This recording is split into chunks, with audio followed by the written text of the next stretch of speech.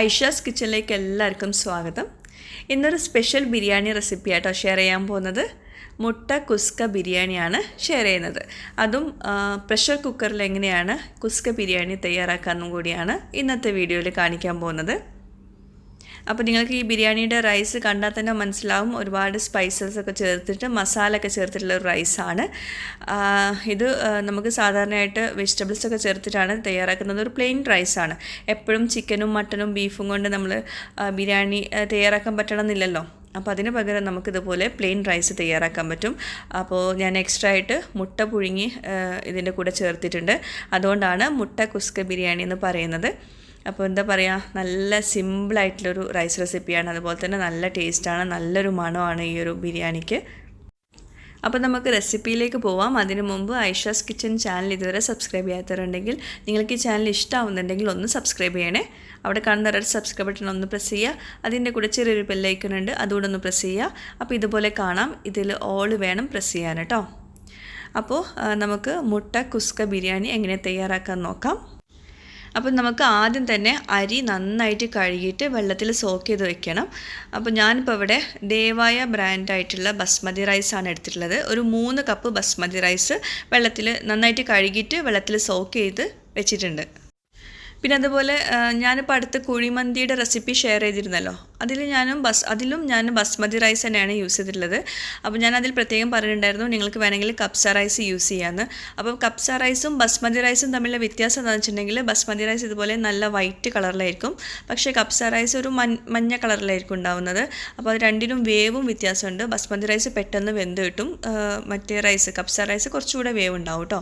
അപ്പോൾ അത് രണ്ടും കൂടി ഡിഫറൻസ് ഉണ്ട്. അപ്പോൾ നിങ്ങൾക്ക് ഇതിലേക്ക് കപ്സ റൈസ് കൊടുക്കുക, ബസ്മതി റൈസ് കൊടുക്കുക. ഞാനിപ്പോൾ ഇവിടെ ബസ്മതി റൈസാണ് എടുത്തിട്ടുള്ളത്.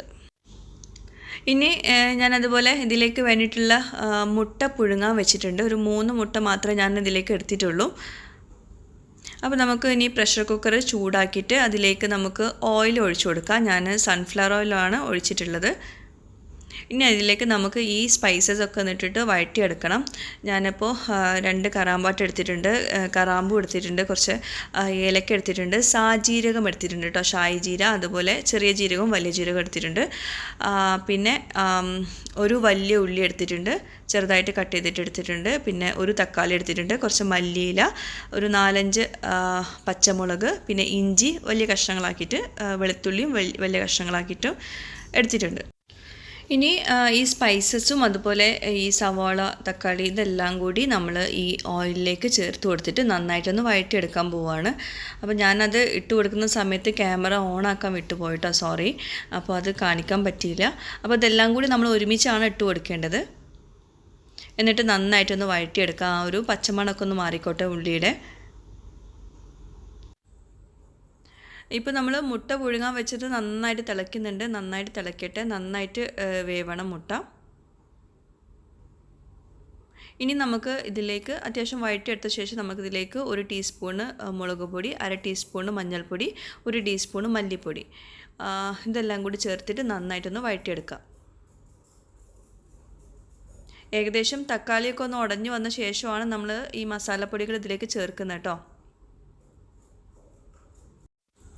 ഇനി ഇതിലേക്ക് ആവശ്യത്തിനുള്ള ഉപ്പ് ചേർത്തിട്ട് ഒന്നുകൂടെ അത് വഴറ്റിയെടുക്കാം.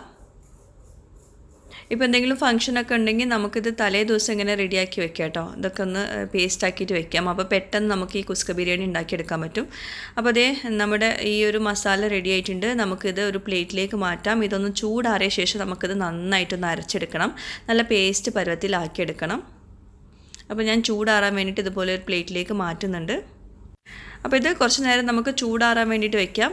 അപ്പോഴേക്കും നമ്മൾ നേരത്തെ പുഴുങ്ങാൻ വെച്ചിട്ടുള്ള മുട്ട നന്നായിട്ട് പുഴുങ്ങി എടുത്തിട്ടുണ്ട്. നമുക്കിത് തൊലിച്ചെടുക്കണം.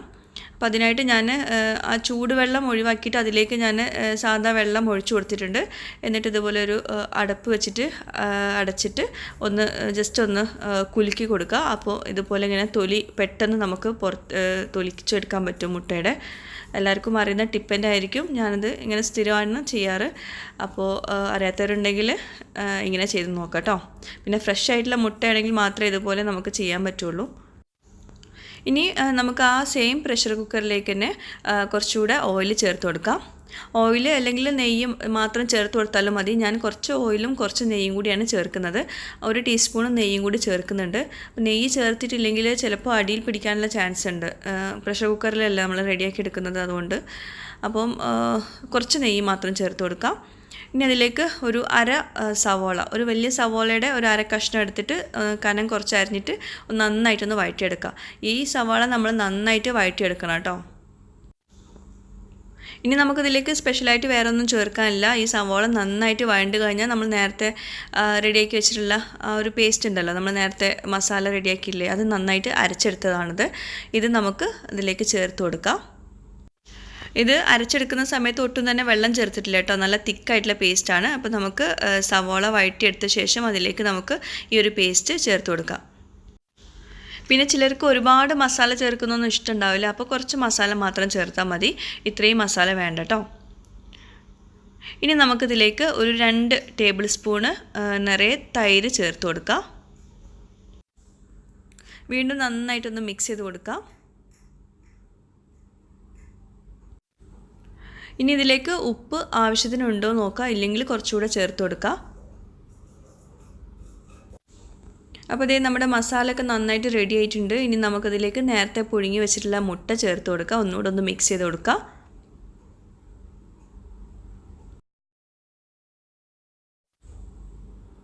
അപ്പോൾ നന്നായിട്ട് മിക്സ് ചെയ്തെടുത്തിട്ടുണ്ട്. ഇനി നമുക്കിതിലേക്ക് വെള്ളം ഒഴിച്ചു കൊടുക്കണം. ഞാനിപ്പോൾ ഇവിടെ 4.5 കപ്പ് വെള്ളമാണ് ഒഴിച്ചു കൊടുക്കുന്നത്. അതായത് 3 കപ്പ് അരിയിലേക്ക് നമുക്ക് 4.5 കപ്പ് വെള്ളമാണ് വേണ്ടത്. ഞാനിപ്പോൾ 1 കപ്പ് അരിയിലേക്ക് പ്രഷർ കുക്കറിലായതുകൊണ്ട് 1.5 കപ്പ് വെള്ളമാണ് നമ്മൾ എടുക്കേണ്ടത് കേട്ടോ. അത് ഏത് റൈസ് ഉണ്ടാക്കുകയാണെങ്കിലും നമ്മൾ 1 കപ്പ് അരി എടുക്കുമ്പോൾ അതിലേക്ക് നമ്മൾ 1.5 കപ്പ് വെള്ളമാണ് ചേർക്കേണ്ടത്. അപ്പോൾ ഇതേ നമ്മൾ വെള്ളമൊക്കെ ഒഴിച്ചു കൊടുത്തിട്ടുണ്ട്. 4.5 കപ്പ് വെള്ളം ഒഴിച്ചു കൊടുത്തിട്ടുണ്ട്. ഇനി ഈ വെള്ളം നന്നായിട്ട് തിളച്ചിട്ട് വേണം നമ്മളിതിലേക്ക് അരി ഇട്ട് കൊടുക്കാൻ. അരി നന്നായിട്ട് ഡ്രെയിൻ ചെയ്ത് വെക്കുക. വെള്ളമൊന്നും ഒട്ടും പാടില്ല കേട്ടോ. വെള്ളമൊക്കെ നന്നായിട്ട് ഡ്രെയിൻ ചെയ്തിട്ട് വേണം ഇതിലേക്ക് ചേർത്ത് കൊടുക്കാൻ.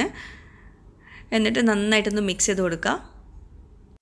നമ്മളിപ്പോൾ പ്രഷർ കുക്കറിലാണ് ഇത് ഉണ്ടാക്കുന്നത്, അതുകൊണ്ട് തന്നെ നമ്മൾ വെള്ളത്തിൻ്റെ അളവൊക്കെ കറക്റ്റായിട്ട് എടുക്കണം. അല്ലെങ്കിൽ ചിലപ്പം വേവ് കൂടാനും വേവ് കുറയാനൊക്കെ ചാൻസ് ഉണ്ട്. ഇനി നമുക്ക് കുക്കർ അടച്ച് വയ്ക്കാം. വെയിറ്റൊക്കെ ഇട്ടിട്ടുണ്ട്. ഇനി കുക്കർ അടച്ചിട്ട് നമ്മളിതൊരു കുറഞ്ഞ ഫ്ലെയിമിലാണ് ഇത് വേവിച്ചെടുക്കാൻ പോകുന്നത്. അത് പ്രത്യേകം ശ്രദ്ധിക്കുക. വളരെ കുറഞ്ഞ ഫ്ലെയിമിലല്ല, എന്നാലൊരു മീഡിയം ലോ ഫ്ലെയിമിൽ വെച്ച് കൊടുക്കുക. ഹൈ ഫ്ലെയിമിലൊന്നും ഒട്ടും വെക്കരുത് കേട്ടോ. എന്നിട്ട് ഇത് ഒരു വിസിൽ വരുന്നതിന് തൊട്ട് മുമ്പ് നമ്മൾ ഓഫാക്കി വെക്കണം കേട്ടോ. ഒരു വിസിൽ വരാൻ സമ്മതിക്കരുത്, അതിന് മുമ്പേ ഓഫാക്കണം. പിന്നെ അതുപോലെ ബസ്മതി റൈസ് ആണെങ്കിലാണ് ഒരു വിസിൽ വരുന്നതിന് മുമ്പ് ഓഫാക്കേണ്ടത്. നിങ്ങൾ അതിന് പകരം സെല്ല റൈസോ അല്ലെങ്കിൽ കപ്സ റൈസോ ഒക്കെ ആണെങ്കിൽ ഒരു വിസിൽ വന്ന പാടെ നമ്മൾ ഓഫാക്കി വെക്കാം കേട്ടോ. അപ്പോൾ ഇതേ മീഡിയം ലോ ഫ്ലെയിമിൽ വിസിൽ വരാനായിട്ടുണ്ട്. അപ്പോഴേക്കും ഞാൻ ഫ്ലെയിം ഓഫാക്കി വെക്കാൻ പോവുകയാണ്. ഇനി നമുക്ക് ആ പ്രഷറൊക്കെ പുറത്തേക്ക് പോയിട്ട് ഒരു 15 മിനിറ്റ് കഴിഞ്ഞ് മാത്രമേ ഇത് തുറന്ന് നോക്കാൻ പാടുള്ളൂ കേട്ടോ. പ്രഷർ പോയാലും നമ്മളൊരു 15 മിനിറ്റ് അങ്ങനെ തന്നെ വെക്കുക, എന്നാലേ നന്നായിട്ട് പാകത്തിൽ കിട്ടുള്ളൂ അരിയൊക്കെ. അപ്പോൾ നമ്മളിതിപ്പോൾ തുറന്ന് നോക്കിയിട്ടുണ്ട്. ഇത് കണ്ടോ, ഇപ്പോൾ മുകളിൽ ഇങ്ങനെ ഒരുമാതിരി അരി വേവാത്ത പോലൊക്കെ തോന്നും. പക്ഷെ നമ്മളത് മിക്സ് ചെയ്ത് കഴിഞ്ഞിട്ടുണ്ടെങ്കിൽ താഴെയുള്ള വെള്ളമൊക്കെ വറ്റിയിട്ടുണ്ട്. മുകളിൽ കുറച്ച് വെള്ളം ഇങ്ങനെ കിടക്കുന്നുള്ളൂ, പക്ഷെ കറക്റ്റ് വേവാണ് കേട്ടോ. അപ്പോൾ അത് പ്രത്യേകം ശ്രദ്ധിക്കുക, നമ്മളെടുത്ത വെള്ളമൊക്കെ ശ്രദ്ധിക്കുക. അപ്പോൾ ചൂടോട് കൂടിയിട്ട് തന്നെ ഒരു ഫോർക്ക് വെച്ചിട്ട് നന്നായിട്ടൊന്ന് മിക്സ് ചെയ്ത് കൊടുക്കുക. വല്ലാണ്ട് ഉടയുന്ന രീതിയിൽ മിക്സ് ചെയ്യരുത്. പക്ഷേ ചൂടോട് കൂടിയിട്ട് തന്നെ നമ്മൾ മിക്സ് ചെയ്യും വേണം, അല്ലെങ്കിൽ കട്ട കുത്തി പോകും എല്ലാം കൂടി. അപ്പോൾ ഞാൻ ഈ റൈസ് ഒന്ന് മിക്സ് ചെയ്യാൻ വേണ്ടിയിട്ട് ആദ്യം ഈ മുട്ട നമ്മൾ ഇതിലേക്ക് ഇട്ട് കൊടുത്തിരുന്നല്ലോ, അത് ഞാനൊന്ന് മാറ്റി വയ്ക്കുന്നുണ്ട്. എന്നിട്ട് ഞാൻ റൈസ് നന്നായിട്ട് മിക്സ് ചെയ്തെടുക്കുന്നുണ്ട്. ഒരുപാട് പേര് റിക്വസ്റ്റ് ചെയ്തിട്ടുണ്ടായിരുന്നു പ്രഷർ കുക്കറിൽ എങ്ങനെയാണ് ബിരിയാണി, നെയ്ച്ചോറ് ഇതൊക്കെ വെക്കുക എന്നുള്ളത്. ഈ ഒരു രീതിയിൽ തന്നെയാണ് വെക്കേണ്ടത്. ഞാനിപ്പോൾ ഇത് കുസ്ക ബിരിയാണിയാണ് കാണിച്ചെന്നുള്ളൂ. പ്രഷർ കുക്കറിൽ വെക്കുകയാണെങ്കിൽ സാധാരണയായിട്ട് വളരെ സിമ്പിളാണ്. എല്ലാം കൂടി അങ്ങോട്ട് ചേർത്തിട്ട് വിസിലടിക്കേണ്ട ആവശ്യമുള്ളൂ ബിരിയാണിയൊക്കെ ആണെങ്കിൽ. അപ്പോൾ നമ്മുടെ ഈ ഒരു ചോറ് കണ്ടാൽ തന്നെ മനസ്സിലാവും ഓരോ അരിയിലും ആ ഒരു ഫ്ലേവർ ഉണ്ടെന്നുള്ളത്.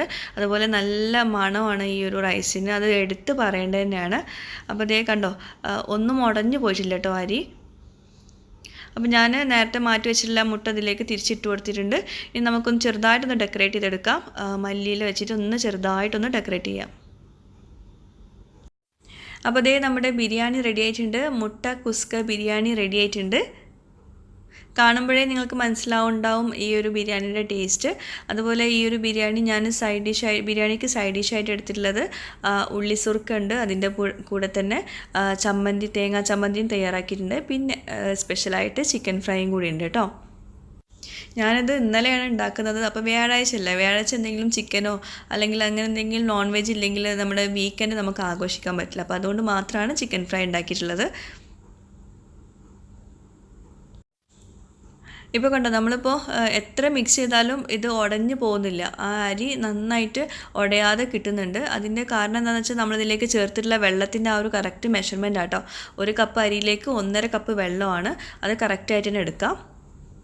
പിന്നെ ഈ ഒരു റൈസ് കുറച്ച് എരിവുണ്ടായിരുന്നു. അതിന് കാരണം ഞാൻ പച്ചമുളക് ഒരു 4-5 ഇട്ടിട്ടുണ്ടായിരുന്നു. അപ്പോൾ എരിവ് അത്ര വേണ്ടെന്നാണെങ്കിൽ നിങ്ങൾക്ക് പച്ചമുളകിൻ്റെ അളവ് കുറച്ചെടുക്കാം കേട്ടോ. സാധാരണ എരിവൊക്കെ വേണം, എന്നാലേ നമുക്ക് ഈ ഒരു റൈസ് മാത്രം കഴിക്കാനുള്ളതല്ലേ. അതുകൊണ്ട് കുട്ടികൾക്ക് കൊടുക്കുമ്പോൾ ചിലപ്പോൾ എരിവ് ഇഷ്ടപ്പെടില്ല. പിന്നെ നമ്മുടെ കുറേ വ്യൂവേഴ്സ് എനിക്ക് എപ്പോഴും മെസ്സേജ് ചെയ്യാറുണ്ട്, റോസുവിനെ ഇടയ്ക്കൊന്ന് വീഡിയോയിൽ കാണിക്കണം എന്ന് പറഞ്ഞിട്ട്. അപ്പോൾ ഞാനിപ്പോൾ ഈടെയായിട്ട് കാണിക്കാറില്ല, കുറച്ച് തിരക്ക് കാരണമാണ് കാണിക്കാത്തത്. ഇപ്പോൾ ശരിക്കും പറയുകയാണെങ്കിൽ അവൾക്ക് പനിയുമാണ്. അപ്പോൾ പനി ആയതുകൊണ്ടാണ് ആ മുഖം തെളിയാത്ത കേട്ടോ. അപ്പോൾ റൈസ് ഇപ്പോൾ കഴിക്കാൻ വയ്യാന്ന് പറഞ്ഞിട്ട് ജസ്റ്റ് വീഡിയോയിൽ മാത്രം നിൽക്കാമെന്ന് പറഞ്ഞിട്ട് ഇരിക്കുകയാണ് കേട്ടോ, കഴിക്കാതെ. അപ്പോൾ ഇന്നത്തെ ഈ ഒരു റെസിപ്പിയും എല്ലാവർക്കും ഇഷ്ടമായിട്ടുണ്ടാവുമെന്ന് വിശ്വസിക്കുന്നു. നിങ്ങളുടെ ഫീഡ്ബാക്സൊക്കെ ഇതിന് താഴെ കമൻറ്റ് ബോക്സിൽ എഴുതി അറിയിക്കുക. സബ്സ്ക്രൈബ് ചെയ്യാത്തവരുണ്ടെങ്കിൽ സബ്സ്ക്രൈബ് ചെയ്യുക. നിങ്ങളുടെ ഫ്രണ്ട്സുമായിട്ടും ഈ ഒരു ചാനൽ ഷെയർ ചെയ്യണം കേട്ടോ. അപ്പോൾ എന്നും പറയുന്ന പോലെ വേറെ നല്ലൊരു വീഡിയോയുമായിട്ട് വരുന്നവരേക്കും ബൈ. താങ്ക്